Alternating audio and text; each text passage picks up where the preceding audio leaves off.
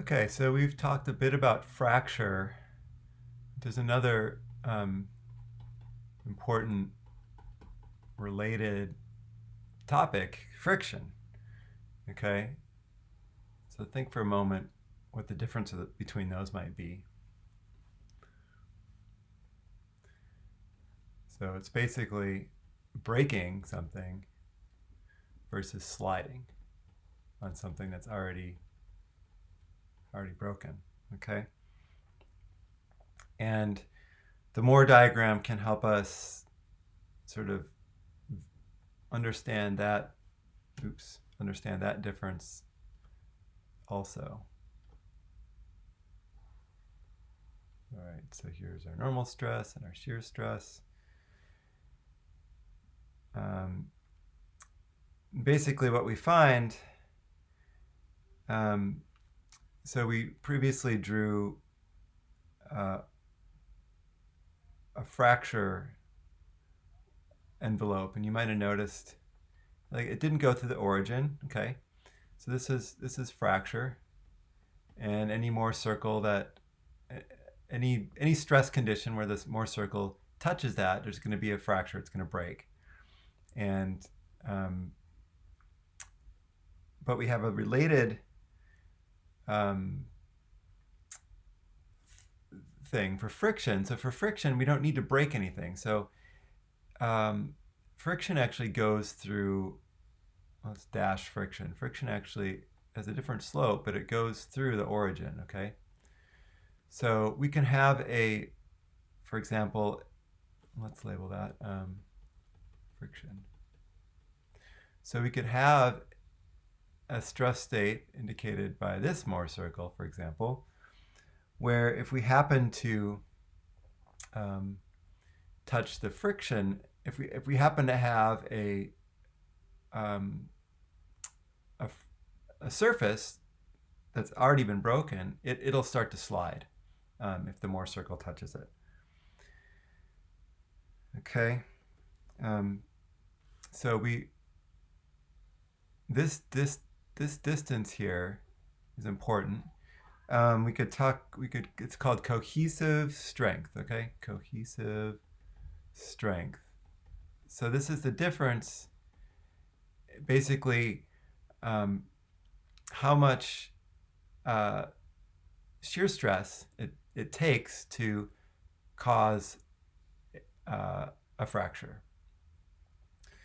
So friction, let's just define a little bit.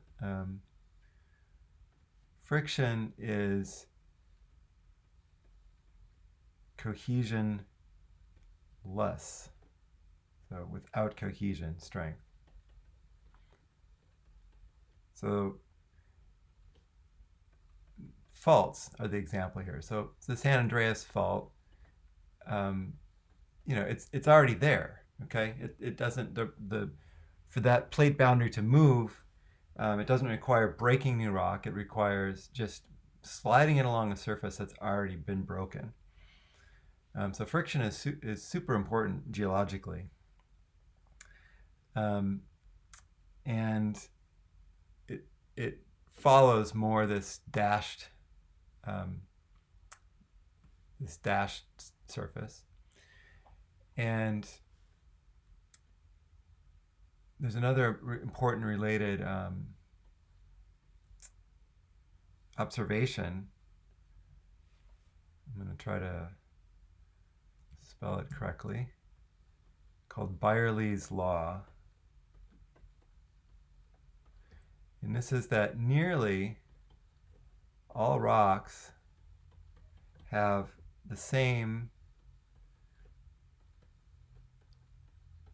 frictional behavior.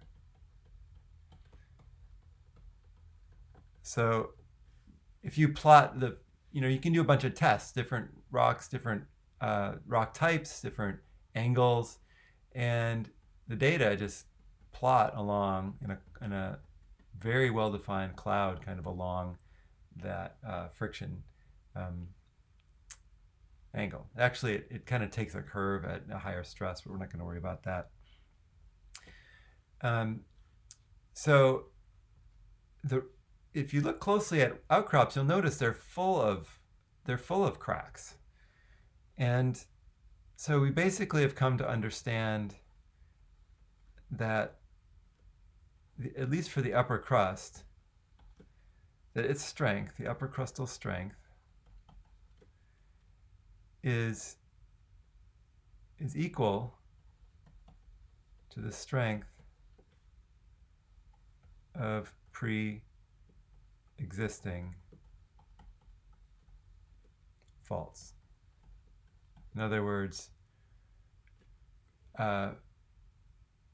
friction is more important than fracture in terms of understanding the behavior of the upper crust.